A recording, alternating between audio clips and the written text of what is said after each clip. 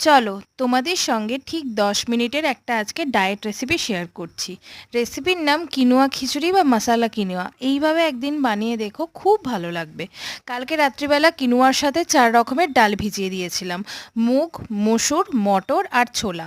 তোমাদের বাড়িতে যে যে ডাল থাকবে সেই ডালই তোমরা ভেজাতে পারো। আমার বাড়িতে 4টে অ্যাভেলেবেল ছিল, সেটাই করেছিলাম।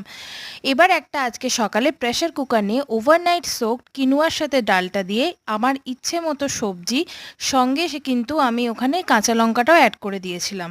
আর যে বাটিতে কিনোয়া ভিজিয়ে রেখেছিলাম সেই এক বাটি জল দিয়ে প্রেসার কুক করেছিলাম। অবশ্যই তার আগে নুন আর হলুদটাও অ্যাড করেছিলাম।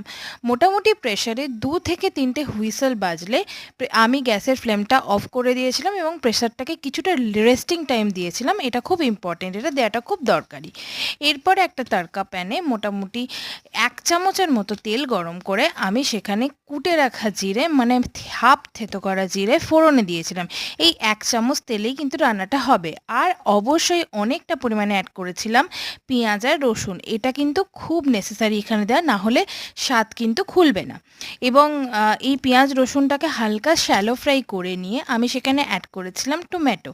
এরপরে যেটা আমি অ্যাড করেছিলাম, আমার কাছে ছিল সেটা, তোমরা চাইলে করতেই পারো, না চাইলেও কোনো অসুবিধা নেই, কারণ এটা সবার বাড়িতে অ্যাভেলেবেল থাকে না। আমি অ্যাড করেছিলাম হচ্ছে ইয়েপ্পি মশালা, বেঁচে যাওয়া ইয়েপ্পি মশালা। আমাদের ইয়েপ্পির প্যাকেট এনেছিল বড় একটা, মশালাটা বেঁচে গেছিলো তাই সেটা অ্যাড করে দিয়েছিলাম। পুরোটাই অপশনাল তোমাদের জন্য। এবং এই যে প্রেসার কুকারটা খোলার পর আমি সেখানে এই যে তড়কা মশালাটা দিয়ে দিয়েছিলাম এবং সেটাকে 2 থেকে 4 মিনিট ফুটিয়ে নিয়েছিলাম। এই ফোটানোটা আমি অত ক্লিপ নিতে পারিনি, তোমরা ফুটিও কিন্তু অবশ্যই। আর তারপরে গার্নিশিংয়ের জন্য দিয়ে দিয়েছিলাম হচ্ছে একটা ডিম। ওই তড়কা প্যানের মধ্যেই অল্প তেলে ওটাকে ভুর্জি করে দিয়ে দিয়েছিলাম। খেতে কিন্তু খুব ভালো হয়েছিল, তোমরা করে দেখো, সবার ভালো লাগবে। চলো তোমাদের